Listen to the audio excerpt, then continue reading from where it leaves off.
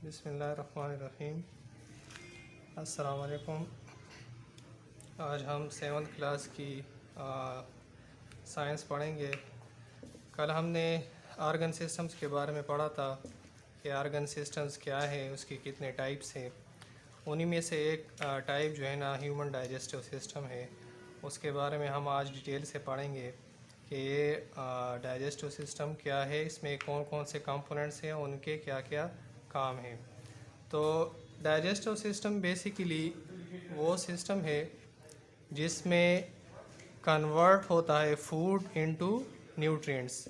जब हम खुराक लेते हैं, खाते हैं उसको, तो वो क्या हो जाता है, ये सिस्टम उसको न्यूट्रिएंट्स में, ग़ज़ा में तकसीम करता है या तब्दील करता है, और उससे क्या होता है, वही न्यूट्रिएंट या वही ग़ज़ा फिर अब हम अपने जिस्म के अंदर जो है ना वो एब्ज़ॉर्ब हो जाता है और जिस्म की डेवलपमेंट के लिए इस्तेमाल होता है या एनर्जी के लिए इस्तेमाल होता है। तो बेसिकली डाइजेस्टिव सिस्टम जो है ना वो ख़ुराक को हज़म करता है और उसको तब्दील करता है न्यूट्रिएंट्स में, और वही न्यूट्रिएंट्स फिर जो है ना एनर्जी की इस्तेमाल के लिए और बॉडी की ग्रोथ और डेवलपमेंट के लिए इस्तेमाल होती है। तो अब हम पढ़ेंगे कि कंपोनेंट्स ऑफ डाइजेस्टिव सिस्टम जो है ना वो कैसे इस फूड को न्यूट्रिएंट्स में तब्दील करते हैं, कौन कौन से स्टेप्स हैं और कौन कौन सा आर्गन इसमें हिस्सा लेता है। सबसे पहले जो है ना इसमें जो है ना 7 कंपोनेंट्स है। माउथ है, थ्रोट है, सोपेगस है, स्टमक है, स्मॉल इंटेस्टाइन है, लार्ज इंटेस्टाइन है, और लीवर, गॉल ब्लैडर और पेंक्रियास भी इसमें हिस्सा लेती है। तो कंपोनेंट्स में सबसे पहले जो हमारे पास है वो है माउथ। माउथ जो है वो है first step of digestive system. मतलब डाइजेस्टिव सिस्टम जो स्टार्ट होता है, डाइजेस्टिव सिस्टम की जो प्रोसेस होती है, डाइजेशन की जो प्रोसेस होती है, वो स्टार्ट कहाँ से होती है, वो माउथ से होती है। माउथ में क्या होता है, number first intake of food होता है। इनटेक ऑफ फूड, खुराक हम लेते हैं किस ज़रिए से, माउथ से, ठीक है, मुंह से। फिर क्या होता है, खुराक जब हम मुंह में डालते हैं तो क्या होता है, grinding, chewing and churning. Chewing करते हैं, ग्राइंडिंग करते हैं एंड च्यूइंग। तो क्या मतलब है इन चीज़ों का, चबाते हैं और इसको क्या करते हैं, एक पेस्ट में तब्दील करते हैं, ठीक है। तो बेसिकली माउथ में जो टांग होती है वो क्या करती है, वो भी इस प्रोसेस का एक हिस्सा है। टांग क्या करती है, ज़ुबान ये खुराक को मतलब एक तरफ से दूसरी तरफ करती है, और इसमें और ज़बान पे एक स्ट्रक्चर होता है जिसको कहते हैं पेपिलाई। ब्रिटिश एक्सेंट और अमेरिकन एक्सेंट में जो है ना वो अलग अलग इसकी प्रोनाउंसिएशन है। आप कुछ लोग कहते हैं कि पेपिली है, कुछ कहते हैं कि पेपिलाई है, जो भी आप कहना चाहे। ये एक स्ट्रक्चर होता है दाने दाने जैसा ज़ुबान के ऊपर, और ये क्या करता है, इसके बहुत से फंक्शन है। नंबर 1 फंक्शन तो ये है कि फूड को क्या करता है, ग्रिप करता है, पकड़ के रखता है। और दूसरा फंक्शन क्या है इसमें, दूसरा फंक्शन जो है इस वो ये करता है कि ये टेस्ट में भी हिस्सा लेता है कि खुराक का टेस्ट कैसा है, जायका उसका कैसा है। तो ये इसकी फंक्शन थी पेपिलाई की। तो ग्राइंडिंग, च्यूइंग एंड चर्निंग के बाद, च्यूइंग मैंने 2 दफ़ा लिखी है, यहाँ पे चर्निंग है, ठीक है। तो ये जो खुराक को ग्रिप करती है और एक तरफ से दूसरी तरफ जो है ना करती रहती है, किस चीज़ के लिए, खुराक को चबाने के लिए। जब पेस्ट में तब्दील होती है ये खुराक, पेस्ट या बोलस फॉर्म, पेस्ट और बोलस फॉर्म।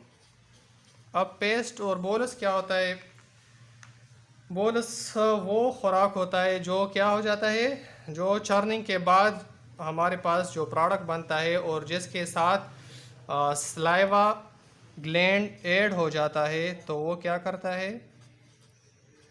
वो बोलस जो है ना वो फिर क्या करता है, बोलस बनाता है। ठीक है, तो माउथ में चीविंग चर्निंग के साथ साथ जो है ना वो क्या हो जाता है, स्लाइवा ग्लैंड भी जो है ना वो ऐड हो जाता है फूड के साथ, और फूड जो है ना कन्वर्ट हो जाता है बोलस बोलस फॉर्म में। ठीक है, स्लाइवा क्या काम करता है, स्लाइवा जो है ना वो बेसिकली जो है ना फूड को मॉइस्ट करता है। स्लाइवा के फंक्शंस जो है ना वो क्या है, स्लाइवा ग्लैंड्स के फंक्शन हमारे पास है, नंबर 1 फंक्शन जो है इसकी वो ये है, फूड को मॉइस्ट करती है। नंबर 2 फंक्शन जो इसकी है वो है कार्बोहाइड्रेट्स को ये चेंज करती है।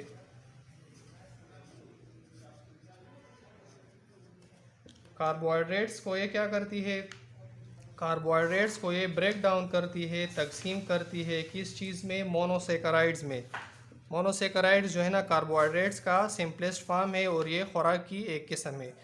तो स्लाइवा ग्लैंड्स के फंक्शन आपने देखे कि क्या करता है, खुराक को मॉइस्ट करता है, मॉइस्ट मीन उसमें नमी डालता है, और दूसरा क्या काम करता है, कार्बोहाइड्रेट्स को क्या करता है, ब्रेक डाउन करता है, तकसीम करता है सिंपल फॉर्म में, और वो क्या है, मोनोसेकेराइड। मोनोसेकेराइड क्या चीज़ है, ये खुराक की एक किस्म है और सिंपल फॉर्म ऑफ कार्बोहाइड्रेट है। ठीक है, तो जब ये बोलस फॉर्म में ये सब हो जाता है माउथ में और मोनोसेकेराइड में ये कन्वर्ट हो जाता है, तो फिर खुराक कहाँ जाता है, नीचे एलिमेंट्री कैनाल में। तो माउथ के बाद नेक्स्ट स्टेप हमारे पास है, नेक्स्ट डेस्टिनेशन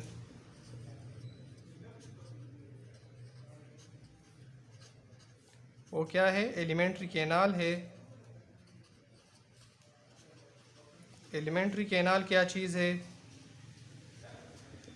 एलिमेंट्री कैनाल जो है वो नेक्स्ट डेस्टिनेशन क्या है, माउथ के बाद ये मोनोसेकेराइड और ये सब चीज़ें जब हो जाती है तो नेक्स्ट डेस्टिनेशन हमारे पास क्या है, वो है एलिमेंट्री कैनाल। ठीक है, तो एलिमेंट्री कैनाल क्या है, वो रास्ता जो मुंह से होता हुआ कहाँ चला जाता है, मैदे तक। ठीक है, तो उसको क्या कहते हैं, उस रास्ते को या उस पाइप को क्या कहते हैं, एलिमेंट्री कैनाल कहते हैं। ठीक है, तो नेक्स्ट जो है ना एलिमेंट्री कैनाल की जो स्टार्टिंग पॉइंट है वो मैं आपको बताऊंगा कि वो क्या चीज़ है। नंबर 2 कंपोनेंट जो हमारे पास है,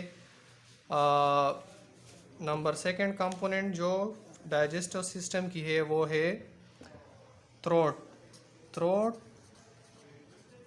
और पेरेनिक्स। ठीक है, पेरेनिक्स, तो ये सेकंड जो है ना वो हमारे पास कंपोनेंट है डाइजेस्टिव सिस्टम की।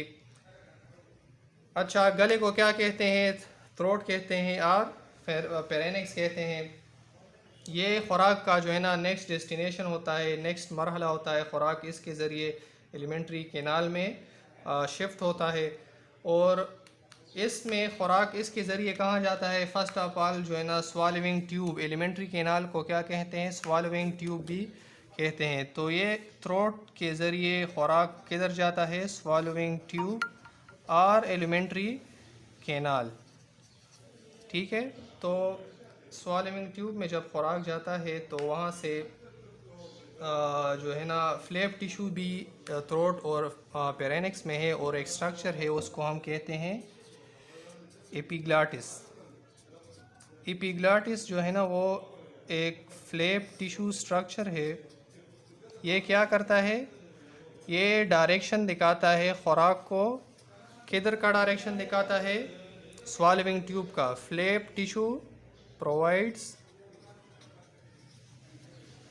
Direction.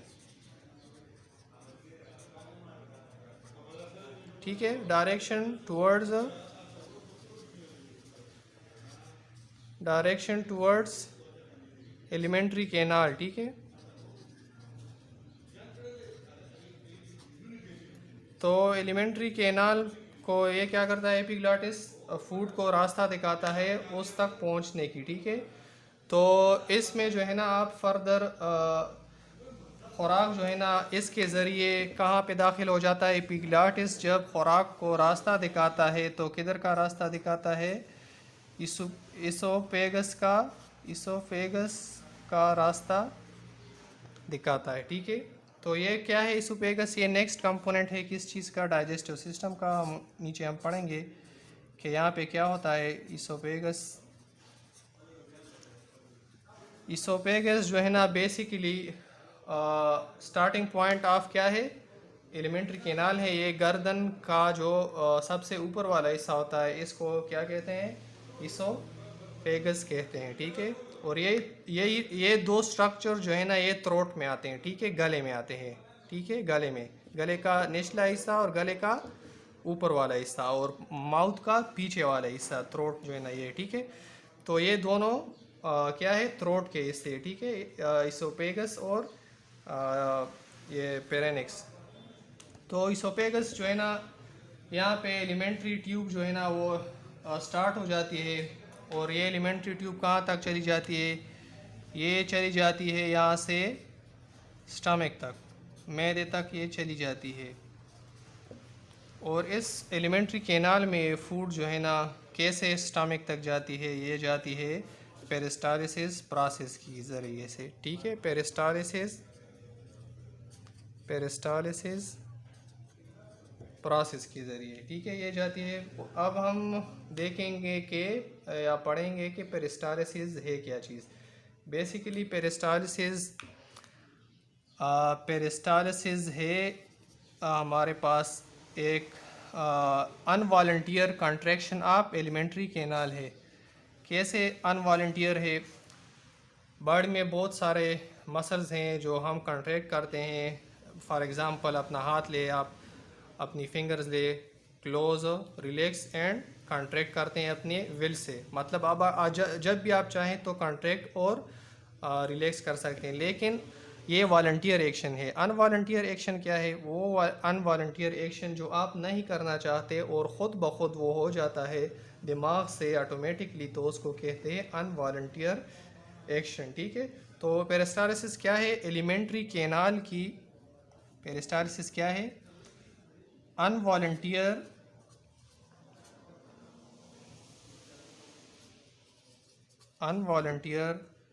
Contraction of alimentary canal. ठीक है, एलिमेंट्री कैनाल। अच्छा, क्या होता है बेसिकली? ये होता है कि पेरिस्टालिसिस में कंट्रैक्शन हो जाता है। फॉर एग्ज़ाम्पल ये फूड है और ये एलिमेंट्री कैनाल में इस तरह से दाखिल हो जाता है, तो क्या हो जाता है? वो एलिमेंट्री कैनाल उसको इस तरह कंट्रैक्ट करती है और जो ही इस तरह कंट्रैक्ट करती है तो फूड यहाँ से होके यहाँ तक आ जाती है और जो ही इस हिस्से में आ जाती है एलिमेंट्री कैनाल की तो ये रिलैक्स हो जाती है और ये वाला हिस्सा कंट्रैक्ट होके खुराक को नीचे पुश कर देता है। फिर इसी तरह ये रिलैक्स हो जाता है ये हिस्सा एलिमेंट्री कैनाल का, और एलिमेंट्री कैनाल का ये हिस्सा जो है ना वो पुश करके खुराक को मैदे तक पहुंचा देता है। ठीक है, तो अब हम आगे पढ़ेंगे। इसके बाद जो है ना पेरिस्टालिसिस क्या करता है? खुराक को मैदे तक पहुंचा देता है इसोफेगस से। अब जो है ना नेक्स्ट हमारे पास है खुराक कहाँ पहुंच गया? खुराक पहुंच गया स्टमक तक। तो स्टमक तक खुराक जब पहुंच जाता है तो स्टमक क्या होता है? सेक लाइक आर्गन होता है। सेक लाइक किसे कहते हैं? कि एक बंद बोरी जैसा शक्ल वाला एक आर्गन होता है और वो क्या करता है? वो फर्दर ब्रेक डाउन करता है खुराक की सिंपलेस्ट फॉर्म में। ठीक है, वो खुराक को और तकसीम करता है सिंपल फॉर्म में या खुराक को मज़ीद तकसीम करता है, उनको हज़म करता है अपने अपने कंपोनेंट्स में। तो ये क्या है? स्टमक मस्कुलर आर्गन है, सारा मसल से बना है, मस्कुलर आर्गन है और क्या करता है? खुराक को फर्दर ब्रेक डाउन करता है। इसमें जो है ना एक हमारे पास इसमें मुख्तलिफ जूसेस होते हैं। फॉर एग्ज़ाम्पल इसमें पेप्सिन है हमारे पास, और पेप्सिन जो है इनएक्टिव फॉर्म जो है ना वो उसका क्या है? पेप्सिनोजन है, और एक्टिव फॉर्म जो है एंजाइम का वो है हमारे पास पेप्सिन। तो इसमें स्टमक में क्या क्या चीज़ें होती हैं? एंजाइम्स होती हैं इसमें। दूसरी क्या चीज़ होती है इसमें? हाइड्रोक्लोरिक एसिड होता है इसमें, हाइड्रोक्लोरिक एसिड होता है, HCl आप जो कहते हैं वो होता है। तो क्या होता है बेसिकली, ये भी मैदे के अंदर मौजूद होता है, ये भी होते हैं, ठीक है, एंजाइम्स। और एंजाइम्स जो है ना डिफरेंट टाइप्स के होते हैं, यहाँ पे हम जो है ना वो पढ़ेंगे। वो कौन सा एंजाइम है? पेप्सिन है। एंजाइम बेसिकली है क्या चीज़? ये प्रोटीन्स है in the form of liquid, जो क्या करते हैं, खुराक को या प्रोटीन को हज़म करने के लिए मदद देते हैं, या प्रोटीन को हज़म करने में मदद देते हैं, ठीक है। ये एंजाइम पेप्सिन, ये क्या है बेसिकली? एंजाइम्स है, ठीक है। प्रोटीन, पेप्सिन क्या है? प्रोटीन है। और ये आप कह सकते हैं कि इन अमीनो एसिड्स हैं, ठीक है। तो ये क्या करता है? एंजाइम्स पेप्सिन है। पेप्सिन किस से बने होते हैं? प्रोटीन से बने होते हैं। तो ये पेप्सिन जो है ना वो क्या करता है? प्रोटीन को, जो खुराक में प्रोटीन आया हो उसको तकसीम करता है सिंपल फॉर्म में, और वो क्या है? अमीनो एसिड्स हैं, ठीक है। तो एंजाइम ये काम करता है। अब HCl जो है, हाइड्रोक्लोरिक एसिड जो है, हाइड्रोक्लोरिक एसिड भी खुराक को जो है ना हज़म करने में मदद देता है, ठीक है। डाइजेशन ऑफ फूड में ये भी हिस्सा लेता है HCl, ठीक है, तेज़ाब है HCl। तो डाइल्यूट फॉर्म में मैदे में हमारे पास जो है ना वो होता है, ठीक है, डाइजेशन ऑफ फूड में हिस्सा लेता है। इसके बाद जो है ना यहाँ पे जो पेस्ट रेडी हो जाता है, HCl और पेप्सिन का रिएक्शन जब फूड के साथ हो जाता है और फूड का जो डाइजेशन है वो हो जाता है, प्रोटीन्स का और लिपिड्स वगैरह का, तो वो फूड किस चीज़ को ट्रांसफ़र कर देते हैं? तो वहाँ से फिर फूड चला जाता है किधर? स्मॉल इंटेस्टाइन में, ठीक है। नंबर 5 है हमारे पास स्मॉल इंटेस्टाइन। ये स्मॉल इंटेस्टाइन में चला जाता है। स्मॉल इंटेस्टाइन क्या चीज़ है? स्मॉल इंटेस्टाइन जो है ये लूजली क्वाइल्ड ट्यूब है। ट्यूब किसे कहते हैं? एक पाइप जैसी शक्ल है, और वो क्या करती है? खुराक को मज़ीद जो है ना डाइजेस्ट करती है, या उसे बेसिकली क्या करती है? एब्जॉर्प्शन करती है। यहाँ पे भी डाइजेशन होती है, लेकिन किस चीज़ की? फैट्स की डाइजेशन यहाँ पे होती है, ठीक है। तो ये क्वाइल लंबी और क्वाइल्ड ट्यूब होती है, ठीक है, लॉन्ग क्वाइल्ड ट्यूब होती है। और कितनी लॉन्ग होती है? 20 फीट होती है, ठीक है, 20 फीट लॉन्ग होती है, इसकी लेंथ होती है। और ये क्वाइल्ड होती है, इस तरह से क्वाइल्ड होती है। बेसिकली जो है ना इंटेस्टाइन में दो फंक्शंस होते हैं। एक जो है ना हमारे पास डाइजेस्टिव एंजाइम्स जो है वो फूड को ब्रेक डाउन करते हैं, एंड सेकंड जो हमारे पास है वो क्या करते हैं? वही न्यूट्रिएंट्स को उस खुराक से जज़ब करते हैं, एब्जॉर्ब करते हैं, ठीक है। तो एंजाइम्स जो है ना यहाँ पे कहाँ से आते हैं? इंटेस्टाइन, स्मॉल इंटेस्टाइन में एक जूस जो है वो कहाँ से आता है? पेंक्रियास से आता है, पेंक्रियाटिक जूस या पेंक्रियाटिक जूस, ठीक है। तो वो कहाँ से आता है? पेंक्रियास से आता है। पेंक्रियास से जो है ना वो क्या होता है? पेंक्रियाटिक जूस आता है। पेंक्रियाटिक जूस यहाँ आता है पेंक्रियास से, और वो क्या करता है? खुराक को हज़म करने में मदद देता है। और दूसरा कहाँ से आता है? दूसरा हमारे पास आता है पेंक्रियाटिक जूस जो है ना वो कहाँ से आता है? पेंक्रियास से आता है। इसमें जो है ना हमारे पास लीवर से जो है ना, जिगर से क्या आता है? जिगर से भी हमारे पास एक जूस आता है। वो क्या है? वो है बाइल। बाइल हमारे पास आता है लीवर से, ठीक है। और फंक्शन इसका क्या है? इस बाइल का फंक्शन जो है ना वो क्या है? ये डाइजेशन ऑफ फैट में मदद देता है, ठीक है। ये बाइल क्या करता है? डाइजेशन ऑफ फैट्स जो होते हैं उसको डाइजेस्ट करते हैं। क्या? बाइल, और ये बाइल कहाँ से आता है? लीवर से। ये लीवर के नीचे जो है ना गाल ब्लैडर होता है, एक पेयर टाइप जो है ना, एक नाशपाती की शक्ल जैसी एक छोटी सी स्ट्रक्चर होती है लीवर के नीचे। वो क्या प्रोड्यूस करती है? वो ये जूस प्रोड्यूस करती है, बाइल, और वो आती है स्मॉल इंटेस्टाइन में। और फिर क्या करती है? डाइजेशन ऑफ फैट्स करती है, फैट्स की डाइजेशन में हिस्सा लेती है, ठीक है, और उसको डाइजेस्ट करती है। तो ये हमारे पास जो है ना स्मॉल इंटेस्टाइन का फर्स्ट फंक्शन हो गया, फर्स्ट जो काम है वो हो गया। क्या काम है कि ये क्या करता है? डाइजेशन करता है फूड का मज़ीद सिंपल कंपोनेंट्स में। तो फर्स्ट जो है ना पेंक्रियाटिक जूस था। ये पेंक्रियाटिक जूस जो है ना पेंक्रियास से आता है, ठीक है, और ये भी खुराक की हाजमे में मदद देता है। इसके बाद जो है वो क्या है? बाइल जो है ना वो भी आता है कहाँ से? गाल ब्लैडर से। और गाल ब्लैडर कहाँ पे? लीवर में, ठीक है, लीवर के नीचे। तो ये क्या करता है? बाइल डाइजेशन ऑफ फैट्स करता है। तो यहाँ पे जो है ना खुराक स्मॉल इंटेस्टाइन के 3 पार्ट्स है। एक जो है ना वो है, अच्छा सॉरी, वो सेकंड फंक्शन जो है ना वो तो मैं भूल गया। सेकंड फंक्शन जो है वो हमारे पास है एब्जॉर्प्शन ऑफ फूड। तो स्मॉल इंटेस्टाइन क्या करता है? सेकंड फंक्शन जो है ना एब्जॉर्प्शन ऑफ फूड करता है, ठीक है।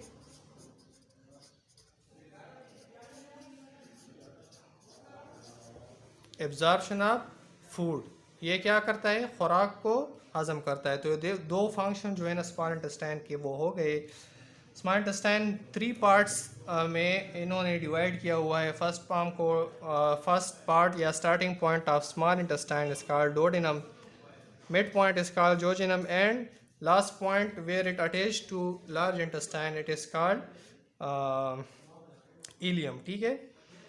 तो पेरिस्टालिसिस के ज़रिए ये खुराक जो है ना फर्दर जो डाइजेस्टिव फूड होता है या जो पेस्ट होता है वो कहाँ पे शिफ्ट कर देता है? वो शिफ्ट कर देता है हज़म करने के बाद, डाइजेशन के बाद, और एब्जॉर्प्शन ऑफ फूड कार्बोहाइड्रेट्स, और इस चीज़ों को एब्जॉर्ब करते हैं किस चीज़ में? ब्लड जो है ना वो इंटेस्टाइन, स्मॉल इंटेस्टाइन से ये फूड या ये न्यूट्रिएंट्स उस खुराक से जज़ब कर देते हैं। तो फिर वहाँ से यहाँ से कहा जाता है, यहाँ से जो है ना ये पेरिस्टालिसिस हमने आगे पढ़ा कि अनवॉलंटियर कंट्रैक्शन ऑफ ट्यूब और कैनाल होता है। तो उसी कंट्रैक्शन की वजह से ये खुराक को पुश कर देता है small intestine into large intestine, ठीक है। तो अब हमारे पास खुराक कहाँ आ गया? डाइजेस्टेड जो पेस्ट है वो कहाँ गया? वो आ गया लार्ज इंटेस्टाइन में। इंटेस्टाइन बड़ी आंत में। छोटी आंत के बारे में हमने पढ़ा, अब हम बड़ी आंत के बारे में पढ़ेंगे। तो यहाँ पे क्या हो गया? खुराक से जो है ना वो सारी न्यूट्रिएंट्स जो है ना वो एब्जॉर्ब हो गई, और क्या बचा हमारे पास? स्टूल बचा, ठीक है। स्टूल क्या है? स्टूल बेसिकली फुजला है, अनवांटेड मटेरियल, ठीक है, उसको क्या कहते हैं? स्टूल कहते हैं। तो स्टूल जो है ना वो कहाँ आ गया? लार्ज इंटेस्टाइन में आ गया। तो यहाँ पे जो है ना लार्ज इंटेस्टाइन की स्ट्रक्चर कैसी है? ये 6 to 7 फीट जो है ना वो क्या है? लंबी होती है, ठीक है, ये लॉन्ग होती है, इसकी लेंथ है, ठीक है। इसके बाद जो है ना फर्स्ट पार्ट जो कनेक्ट होता है स्मॉल इंटेस्टाइन के साथ, उसको हम कहते हैं सीकम, स्टार्टिंग पॉइंट, ठीक है, स्टार्टिंग पॉइंट। और ending point, starting point caecum है, एंडिंग पॉइंट क्या है? एंडिंग पॉइंट है, एंडिंग पॉइंट रेक्टम। ये starting point of large intestine, ending point of large intestine, ठीक है, क्या है? रेक्टम है और सीकम है। तो इसमें क्या होता है? लार्ज इंटेस्टाइन में स्टूल जब आ जाता है स्मॉल इंटेस्टाइन से लार्ज इंटेस्टाइन में, तो बेसिकली यहाँ पे एक प्रोसेस होता है, और वो होता है absorption of water from the stool. क्या हो जाता है? स्टूल से एब्जॉर्ब हो जाता है water, water from the stool into blood stream. क्या हो जाता है, स्टूल से पानी को एब्ज़ॉर्ब करता है और कहाँ पे चला जाता है ये पानी, ब्लड में। ठीक है, ये पानी जो है ना स्टूल से एक्स्ट्रा पानी, एक्सेस ऑफ वाटर जो है ना वो इस स्टूल से क्या हो जाता है, एब्ज़ॉर्ब हो जाता है और कहाँ चला जाता है, ब्लड में। ठीक है, लार्ज इंटेस्टाइन क्या फंक्शन करता है, लार्ज इंटेस्टाइन बेसिकली क्या करता है, एब्ज़ॉर्ब वाटर फ्रॉम स्टूल। ठीक है,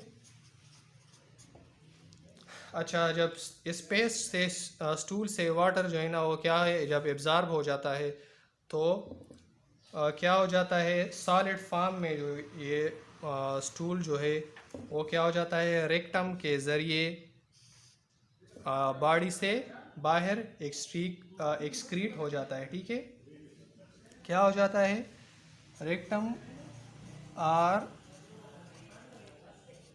through anus excreted from body, जिस्म से बाहर निकल जाता है। ठीक है, खुराक बेसिकली जो डाइजेशन टाइम लेती है वो लेती है 36 आवर्स पूरा टाइम है इसका डाइजेशन का। मतलब खुराक मुंह से लेके निकलने तक, बॉडी से निकलने तक जो टाइम लेती है वो लेती है 36 hours. 36 hours is the duration of digestion. ठीक है, 36 आवर्स में पूरी डाइजेशन कंप्लीट हो जाती है प्रोसेस। तो लीवर जो है ना और गाल ब्लेडर और पेंक्रियास जो है ना ये भी इसमें हिस्सा लेता है। गाल ब्लेडर से बाइल आता है और पेंक्रियास से पेंक्रियाटिक जूस आता है स्मॉल इंटेस्टाइन में, और ये डाइजेशन में हिस्सा लेती है और ये डाइजेशन जो है ना फिर इसी तरीके से कंप्लीट हो जाती है। और ये सारा प्रोसेस, ये सारा अमल जो है ना ये एक आर्गन सिस्टम्स जो है ना इसमें इन्वॉल्व होते हैं, और उन सारी आर्गन सिस्टम्स के बारे में हमने डिटेल से पढ़ा। और उन आर्गन सिस्टम्स को कंबाइनली हम क्या कहते हैं, डाइजेस्टिव सिस्टम कहते हैं। ठीक है, तो क्या क्या है उसमें आप देखें, आप अपनी बुक में देख सकते हैं। ये डायग्राम जो है ना ये वाली, माउथ है, एपिग्लॉटस है, इसोपेगस है, ये वाली एलिमेंट्री कैनाल है। ठीक है, और ये जो है ना आपको इस डायग्राम में पेरिस्टालिसिस दिखाया गया है। ठीक है, पेरिस्टालिसिस दिखाया गया है। ये आपके पास जो है ना स्टमक हो गया, स्मॉल इंटेस्टाइन और लार्ज इंटेस्टाइन। ये जो है ना आपके पास हो गया गाल ब्लेडर जो बाइल सिक्रीट करता है, और ये जो है ना क्या है, स्मॉल इंटेस्टाइन। और स्मॉल इंटेस्टाइन ये क्या है, पेंक्रियास से जो पेंक्रियाटिक जूस खारिज करता है, और ये क्या है, स्मॉल इंटेस्टाइन का स्टार्टिंग पॉइंट है। ठीक है, तो बस ये आज का हमारा टॉपिक जो है ना वो कंप्लीट हो गया। इंशाल्लाह नेक्स्ट टॉपिक जो है ना हम कल पढ़ेंगे, its importance, digestion and its importance. शुक्रिया।